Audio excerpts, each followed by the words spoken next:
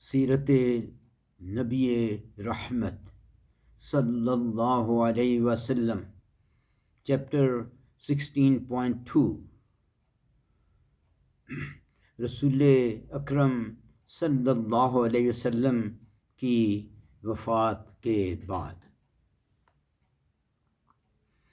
ابن شام میں ہے، رسول اکرم صلی اللہ علیہ وسلم کی وفات کے وقت حضرت ابو بکر رضی اللہ عنہ مدینہ سے باہر ایک گاؤں میں گئے ہوئے تھے۔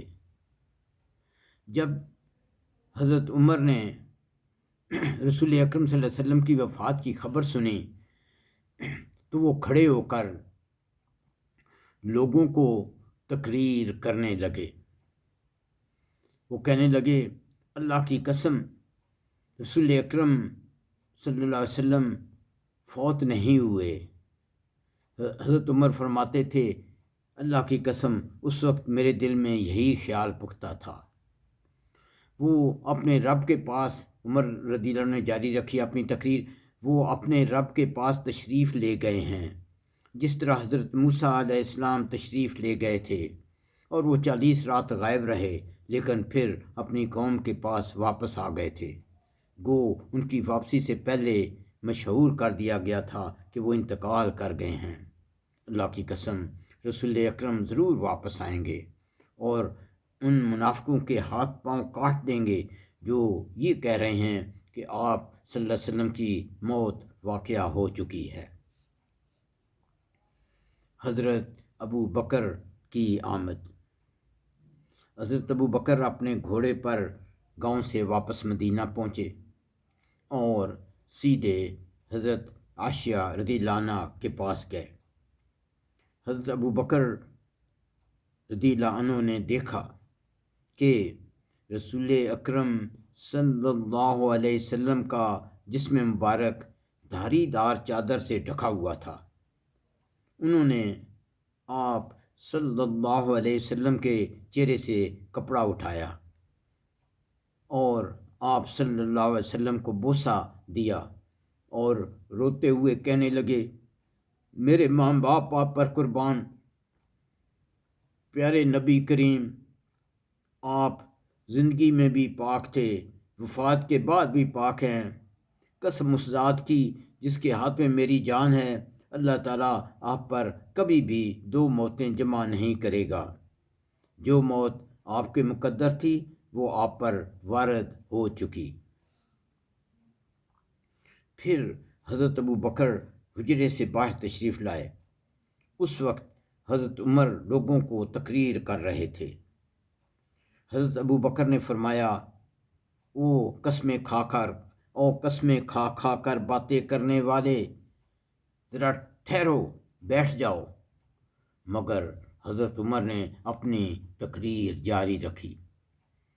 حضرت ابو بکر نے دوبارہ کہا، بیٹھ جاؤ، مگر حضرت عمر نے پرواہ نہ کی۔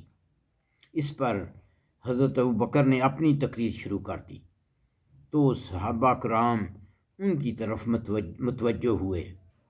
حضرت ابو بکر نے اللہ تعالیٰ کی حمد و ثنا کے بعد فرمایا، سن لو، تم میں سے جو شخص حضرت محمد صلی اللہ علیہ وسلم کی پوجا کرتا تھا وہ جان لے کہ محمد صلی اللہ علیہ وسلم فوت ہو چکے ہیں، لیکن جو شخص اللہ تعالیٰ کی عبادت کیا کرتا تھا تو یقیناً اللہ ہمیشہ زندہ رہنے والا ہے، اسے کبھی موت نہیں آئے گی۔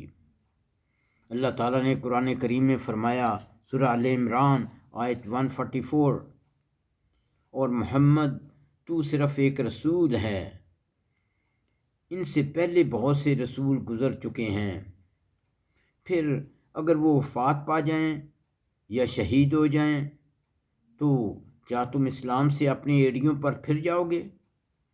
اور جو اپنی ایڑیوں پر الٹے پاؤں پھر جائے تو وہ ہرگز اللہ تعالیٰ کا کچھ نہ بگاڑے گا، اور اللہ تعالیٰ شکر کرنے والوں کو جلد نیک بدلہ دے گا۔ صحابہ کرام کو حضرت ابو بکر کی یہ تقریر سن کر یقین ہو گیا کہ رسول اکرم صلی اللہ علیہ وسلم فوت ہو چکے ہیں۔ حضرت عبداللہ بن عباس کا کہنا ہے لوگ اس آیت کریمہ کو بھول چکے تھے اور ہر کوئی اسی کی تلاوت کر رہا تھا۔ بخاری میں ہے حضرت عمر نے فرمایا واللہ میں نے جو ہی حضرت ابو بکر کو یہ آیت کریمہ تلاوت کرتے ہوئے سنا میری کمر ٹوٹ گئی، یہاں تک کہ میرے پاؤں مجھے اٹھا ہی نہیں رہے تھے اور میں زمین پر گر پڑا۔ اب مجھے یقین آیا کہ رسول اکرم صلی اللہ علیہ وسلم واقعی فوت ہو چکے ہیں۔ یہ بخاری میں ہے۔ خلیفہ کا تعین۔ ان نازک حالات میں خلیفہ کا تعین اسلامی ریاست کی بقا کے لیے نہایت ضروری تھا تاکہ لوگ مرتد نہ ہوں اور بغاوتیں اور شرارتیں نہ کریں۔ اس لیے رسول اکرم صلی اللہ علیہ وسلم کی تجہیز و تکفین اور تدفین کو بھی متاخر کر دیا گیا۔ انصار حضرت سعد بن عبادہ کی قیادت میں بنو سعدہ کی پنچایت گھر میں اکٹھے ہوئے۔ یہ جگہ ابھی بھی مسجد نبوی سے مغرب میں موجود ہے۔ وہ چاہتے تھے کہ ایک امیر انصار سے ہوگا اور ایک امیر مہاجرین میں سے۔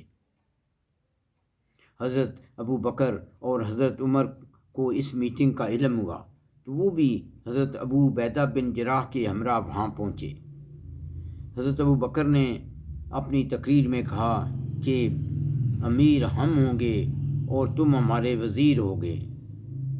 حضرت حباب بن منظر کہنے لگے ہرگز نہیں، اللہ کی قسم ہم ایسا نہیں کریں گے، ایک امیر ہم سے ہوگا اور ایک امیر تم سے۔ حضرت ابو بکر نے فرمایا تمہاری بات درست نہیں، بلکہ حکومت ہماری ہوگی، تم وزیر ہوگے، کیونکہ قریش اپنے علاقے کی وجہ سے سب عربوں سے افضل ہیں، ان کا حسب نسب اور مقام و مرتبہ بھی مشہور و معروف ہے، لہٰذا عمر کی بیعت کر لو یا ابو عبیدہ کی۔ اس پر حضرت عمر نے فوراً کہا نہیں، ہم آپ کی بیعت کریں گے، آپ ہمارے سردار ہیں، سب سے افضل ہیں اور رسول اکرم صلی اللہ علیہ وسلم کو سب سے زیادہ محبوب ہیں۔ یہ کہتے ہوئے حضرت عمر نے ان کا ہاتھ پکڑا اور بیعت کر لی۔ دوسرے لوگوں نے بھی حضرت ابو بکر کی بیعت کر لی۔ حضرت انس بن مالک فرماتے ہیں بنو سعدہ کے پنچایت گھر میں حضرت ابو بکر کی بیعت کے بعد اگلے دن حضرت ابو بکر مسجد نبوی کے منبر پر بیٹھے اور حضرت عمر نیچے پہلو میں کھڑے تھے۔ حضرت عمر نے پہلے تقریر کی، اللہ تعالیٰ کی حمد و ثنا کے بعد فرمایا اے لوگو، میری کل کی بات کہ رسول اکرم فوت نہیں ہوئے صحیح نہیں تھی، کیونکہ نہ تو وہ اللہ تعالیٰ کی کتاب میں تھا اور نہ رسول اکرم صلی اللہ علیہ وسلم کے ارشادات میں۔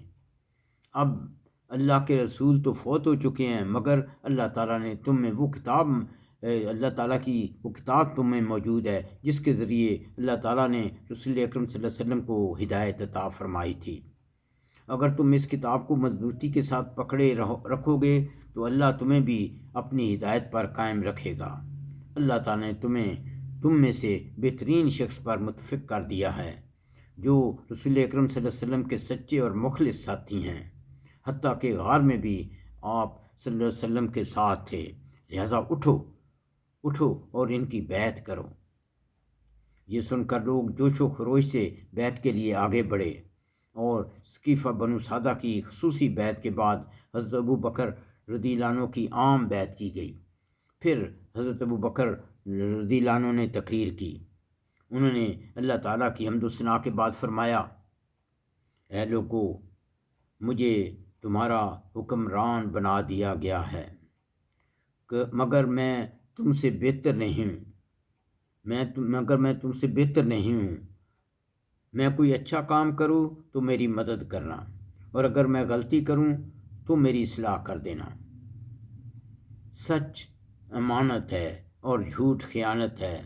تم میں سے کمزور شخص میرے نزدیک اس وقت تک قوی ہے جب تک میں اس کی شکایت دور نہ کر دوں انشاءاللہ، اور تم میں سے قوی شخص اگر ظلم کرے تو میرے نزدیک کمزور ہے جب تک میں اس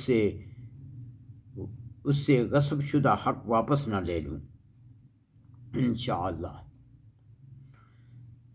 جو قوم اللہ کے راستے میں جہاد کرنا چھوڑ دے اللہ تعالیٰ اس پر ذلت مسلط کر دیتا ہے، اور جس قوم میں فحاشی اور زنا کی وبا پھیلنے لگے اس پر اللہ تعالیٰ عمومی بلائیں اور وبائیں نازل کر دیتا ہے۔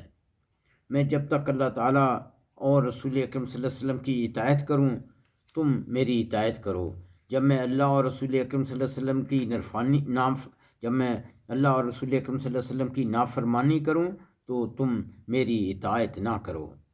اٹھو نماز پڑھو، اللہ تم پر رحمت فرمائے، اللہ تم پر رحمت فرمائے۔ اس طرح حضرت ابو بکر صدیق رضی اللہ عنہ کی خلافت کا آغاز ہو گیا۔ الحمدللہ۔ ربنا تقبل منا انک انت السمیع العلیم وتب علینا انک انت التواب الرحیم۔